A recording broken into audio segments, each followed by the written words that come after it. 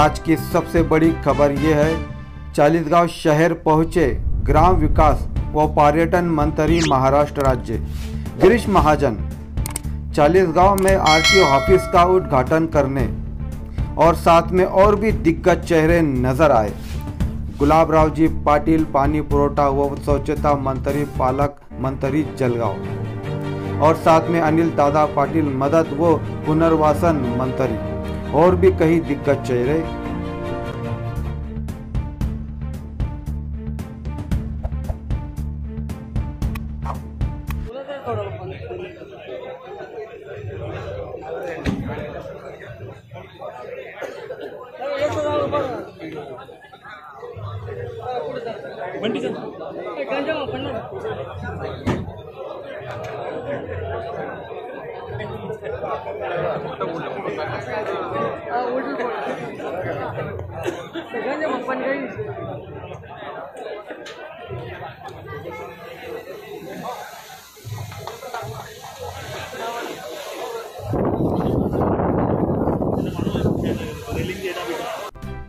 आपको बताता चलूं, पहले चालीसगांव की पासिंग MH19 थी, अब हो चुकी है MH52। चालीसगांव वालों के लिए बहुत बड़ी कामयाबी है।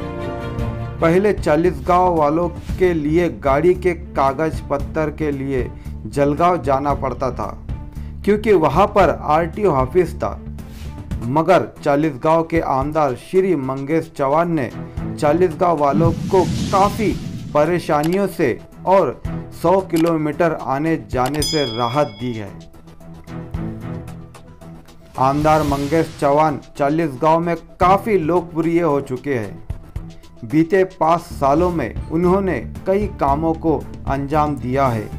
शायद यही वजह है कि मंत्री गिरीश महाजन ने उन्हें खानदेश का कोई नूर कहा है। मंडळी, पत्रकार बांधव भगिनी, खरं तर उपप्रादेशिक कार्यालय हे आज उद्घाटनासोबत लोकार्पण आणि अगदी कार्यान्वित करताना मला मनापासून आनंद होतोय की मी या चाळीसगाव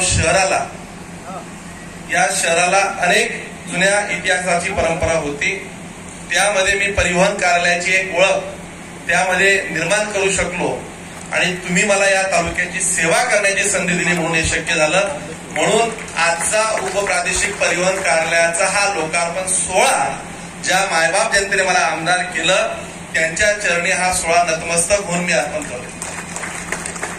कारण की तुम्ही मला इथं पोहोचवलं नसतं तर कदाचित इथपर्यंत मला येता आलं नसतं आणि गिरीश भाऊ तुम्ही मला त्याची जबाबदारी दिली नसती तर मला हे करता आलं नसतं।